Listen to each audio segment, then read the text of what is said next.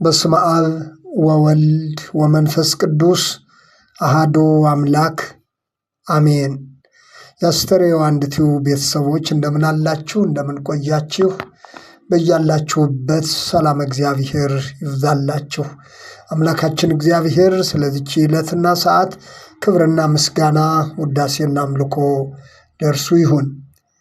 እነዚህ ሁሉ ከሴቶችና ከኢየሱስ እናት ከማርያም ከወንድሞቹም ጋር በአንድ ልብ ሆነው ለጸሎት ይተጉ ነበር።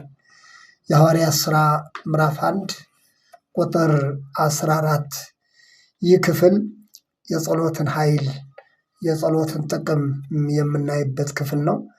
እንደተለመደው ሁላችሁም ላይክና ሼር በማድረግ እንድትጀምሩ በአክብሮት አሳስባለሁኝ። ከቁጥር 13 ጀምሮ ያለውን ስናነበው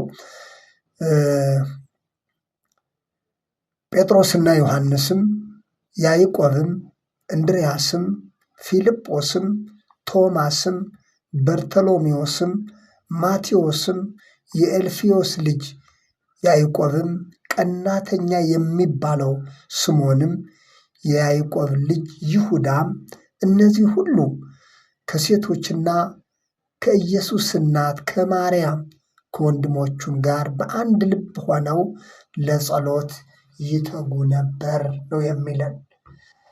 እነዚህ ሰዎች ጌታችን ኢየሱስ ክርስቶስ ወደ ሰማይ ሲያርግ ያዩ፣ ሲሄድ እንዳያችሁት ሲመጣም እንዲሁ ታዩታላችሁ ተብሎ የተነገራቸው ሰዎች ናቸው። እዚህ ላይ ጸሎት እግዚአብሔርን የምናይበት፣ ድምፁን የምንሰማበት፣ ፈቃዱንም የምናውቅበት መሆኑን ያስገነዝበናል። አባቶች ጸሎትሰ ተናብቦ ምስለ እግዚአብሔር፣ ጸሎት ከእግዚአብሔር ጋር መነጋገሪያ ቋንቋ ነው ብለዋል። ጸሎት ከእግዚአብሔር ጋር መነጋገሪያ ብቻ ሳይሆን እርሱን የምናይበት፣ ፈቃዱንም የምናውቅበት እርሱንም የምናይበት እንደሆነ ይህ ክፍል ያስረዳናል። የሐዋርያት ሥራ ምዕራፍ 1 ያለው የጸሎት ሕይወት ያላቸው ሰዎችን ታሪክ ስናነብ የእግዚአብሔርን ፈቃድ የእግዚአብሔርን ሐሳብ ማወቅ የምንችልበት መሆኑን በግልጽ ያስገነዝበናል። እንደ ፈቃዱ አንዳች ብንለምን ይሰማናል ይላል ሐዋርያው ዮሐንስ። አንደኛ ዮሐንስ ምዕራፍ 5 ቁጥር 14 ላይ እንደ ፈቃዱ አንዳች ብንለምን ይሰማናል። እነዚህ ሰዎች በአምላካቸው በእግዚአብሔር ፊት እንደ ፈቃዱ የጸለዩበት ጸሎትና የጸሎታቸው ውጤት ምን እንደሚመስል የምናይበት ክፍል ነው።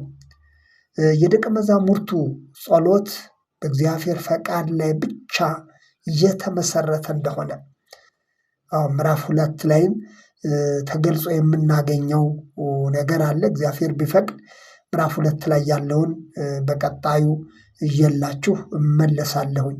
አሁን እያየን ያለ ነው በክፍል 1 ላይ የተገለጸው ልብ ብለን ስንመለከተው ለጸሎት ይተጉ ነበር ነው የሚለን። በአንድ ልብ የሚል ቃል አለ። በአንድ ልብ ለጸሎት ይተጉ ነበር።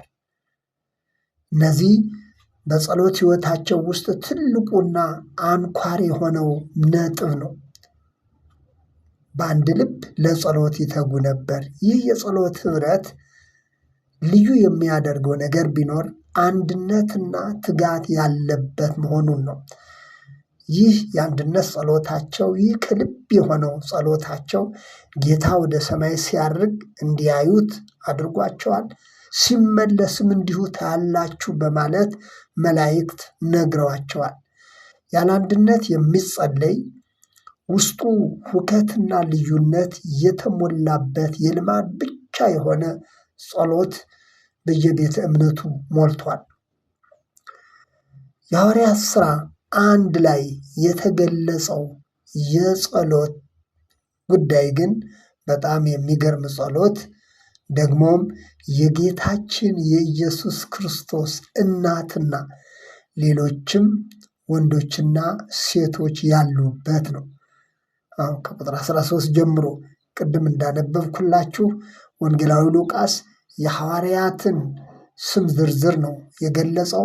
ቀጥሎ ግን የጌታ እናት ማርያምም በዚህ የጸሎት ኅብረት ውስጥ እንዳለች ያስረዳናል። በአንድ ልብ በትጋት እየጸለዩ እያሉ ነበር መንፈስ ቅዱስ የወረደላቸው። በአንድ ልብ በትጋት ሆነው እየጸለዩ ባሉበት ወቅት መንፈስ ቅዱስ ወረደላቸው። እንደ ፈቃዱ አንዳች ብንለምን ይሰማናል የተባለው ከዚህ የተነሳ ነው። እንደ ፈቃዱ በራሳችን ፈቃድና ፍላጎት ላይ ብቻ ተመስርተን ሳንሰማ እንዲሁ የጸለይናቸው ብዙ አይነት ጸሎቶች ሊኖሩ ይችላሉ። ሐዋርያው ያዕቆብን በመልእክቱ ሲገልጽ በክፉ ትጸልያላችሁ አትቀበሉም አለ። የያዕቆብ መልእክት ምዕራፍ 4 ቁጥር 3 ላይ በክፉ ትጸልያላችሁ አትቀበሉም። ይህ ማለት እንደ እግዚአብሔር ፈቃድ ያልሆነ ጸሎት ማለት ነው።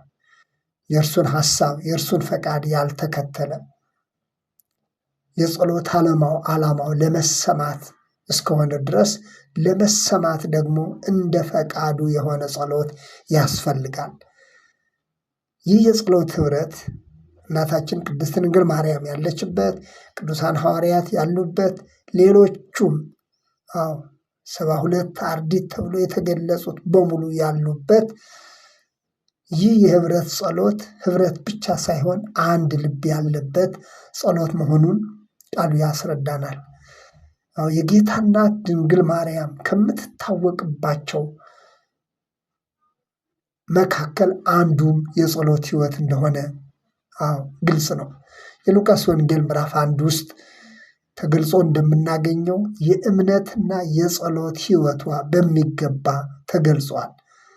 እዚህ ላይም የጌታ እናት የኢየሱስ ክርስቶስ እናት ተብሎ ስሟ ተገልጾ እናገኛለን።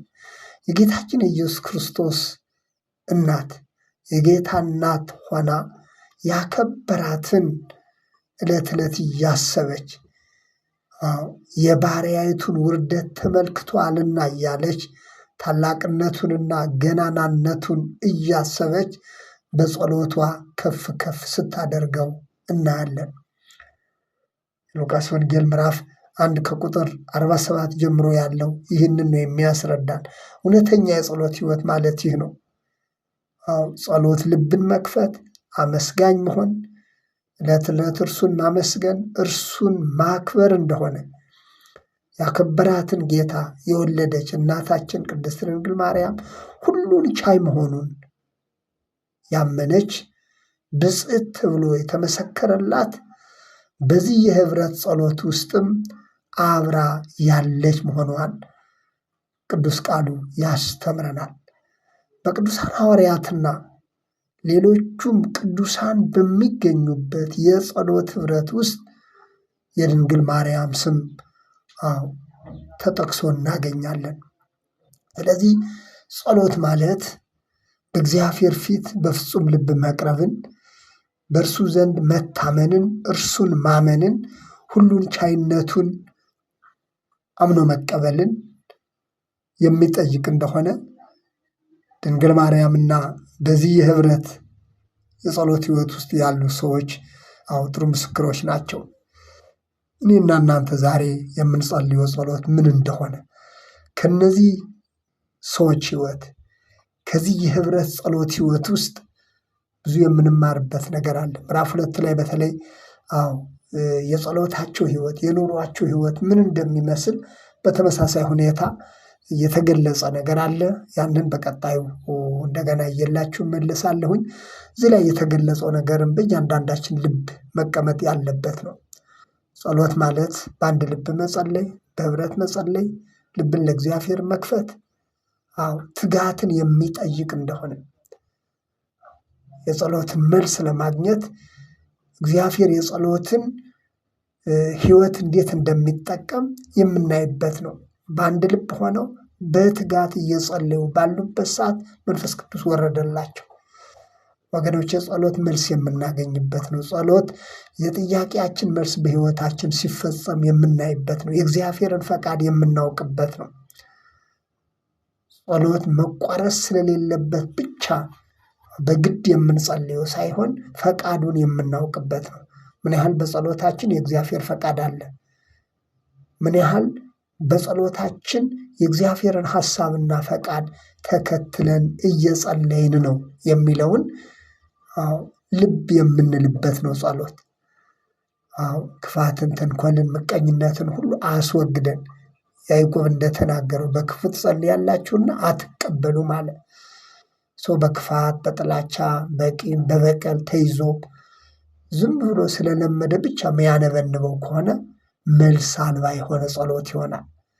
እነዚህ ቅዱሳን ግን ድንግል ማርያምን ጨምሮ የጸለዩት የህብረት ጸሎት እንደ እግዚአብሔር ፈቃድ የሆነ ጸሎት፣ ከልብ የሆነ ጸሎት፣ አንድነትን መሰረት ያደረገ ጸሎት፣ ትጋትን መሰረት ያደረገ ጸሎት። ስለዚህ ጸሎት ትጋትን በእግዚአብሔር ፊት መታመንና ማመንን የሚጠይቅ ነው። ስለዚህ ክፍሉን እንደገና ለማስታወስ ያህል የሐዋርያት ሥራ ምዕራፍ 1 ከቁጥር 13 ጀምሮ ጴጥሮስም፣ ዮሐንስም፣ ያዕቆብም፣ እንድርያስም፣ ፊልጶስም፣ ቶማስም፣ በርቶሎሜዎስም፣ ማቴዎስም፣ የእልፍዮስ ልጅ ያዕቆብ፣ ቀናተኛ የሚባለው ስምዖን፣ የያዕቆብ ልጅ ይሁዳም፣ እነዚህ ሁሉ ከሴቶችና ከኢየሱስ እናት ከማርያም ከወንድሞቹም ጋር በአንድ ልብ ሆነው ለጸሎት ይተጉ ነበር ነው የሚለን። ስለዚህ አንድ ልብ ሆኖ መጸለይ ምን ያህል መልካም እንደሆነ፣ ፈቃዱን የተከተለ ጸሎት ምን ያህል መልካም እንደሆነ እንገነዘባለን። ስለነበረን ጊዜ የእግዚአብሔር ስም የተመሰገነ ይሁን።